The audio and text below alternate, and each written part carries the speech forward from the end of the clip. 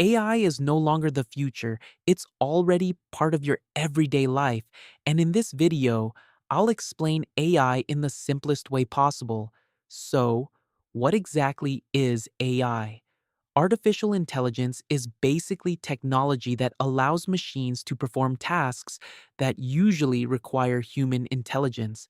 Things like recognizing patterns, understanding speech, analyzing images, making decisions.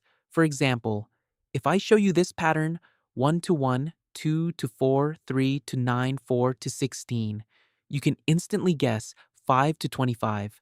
Why? Because your brain recognizes the pattern. That's intelligence.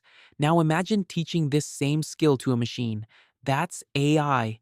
Another example, when you talk to Alexa or Siri, they understand your voice. How?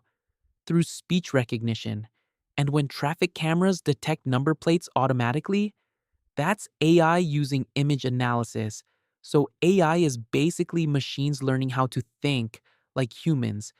But here's where it gets even more interesting. AI has different layers, and in the next video, we'll break down those layers: machine learning, deep learning, and generative AI. Trust me, that's where the real magic begins.